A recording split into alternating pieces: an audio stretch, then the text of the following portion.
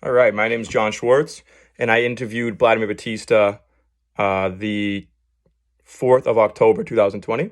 Why did I choose Vlad? He is of Dominican descent. He didn't learn how to speak English until he was 8 years old.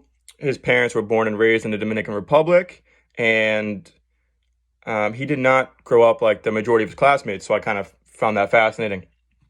A little bit of preliminary research that I have found. I did some research on how they became independent from France. I also found that Dominicans really find solace amongst themselves. They really like hanging out with other Dominicans. They find family within themselves. Just what I found.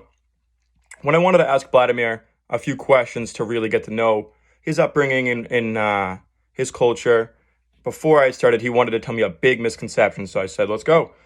He told me that he feels that Dominicans are deemed selfish. He said that an example of that would be was when they go out to eat, like when him and his family go out to eat, they'll usually request a Spanish-speaking server. And a lot of people will be like, that's kind of selfish, like whatever. That's what he was kind of telling me.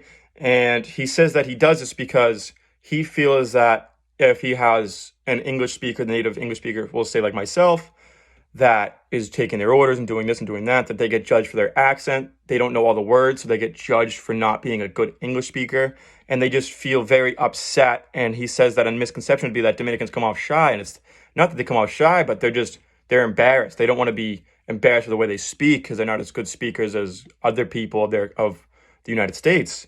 So they just decide to kind of keep to themselves a little bit more until they become comfortable. That's what, at least Vladimir's point of view of it.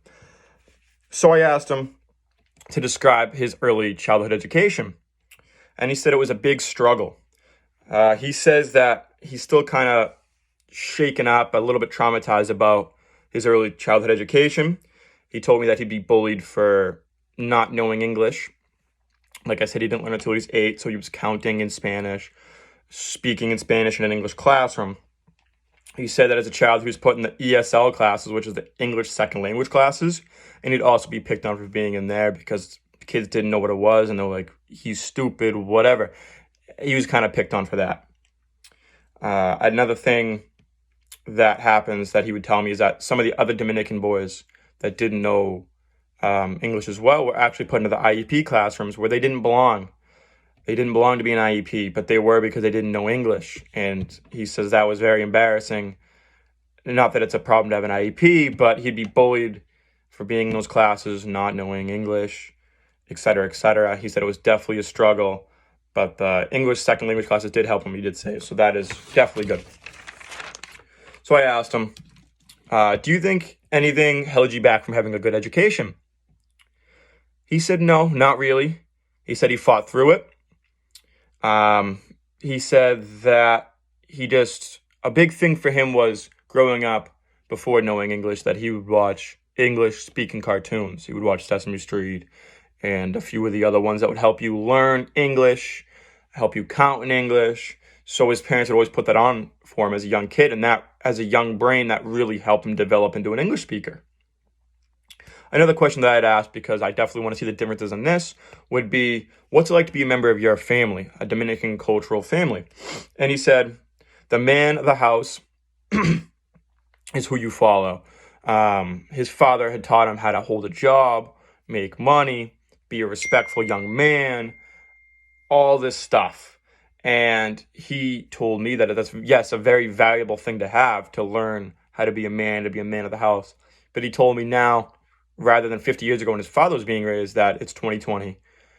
He found that he would like to have a wife that is 50-50 in the relationship, that will help with this, help with that, like a normal relationship nowadays, normal, we'll say, rather than the way that Dominican culture would be like, the man's the head of the house, the woman cooks and cleans, the man works, et cetera, et cetera. He doesn't want that. But he likes that his father is teaching him along the way. I think after hearing all of what Vladimir had to tell me, that it's extremely eye-opening. I never had to go through struggles that Vladimir had to go through. I grew up speaking English. I've never even left Massachusetts. I've always known where I've been. I've always had a good home life. I've always, you know what I mean, spoken English. It's what I grew up doing. I'm not used to, I didn't have to learn a whole new culture. If I moved to a whole country, I don't even know what I would do. So something from this that I could compare to class would be, I think the video we watched about the school, I think it was in New Mexico, about the classroom full of the minorities, and they were all the same culture. I believe they were Mexican. I think that if Vladimir had grown up in a classroom, even if it was in America that was mainly Dominicans or Spanish speakers at a young age, he would have been a lot more confident as a young child. I think that growing up would have been a lot easier. But also, I think that if he wasn't in a classroom with mainly English speakers, someone that doesn't know a second language, it would have taken him a little bit longer to learn English, which obviously you would have to do.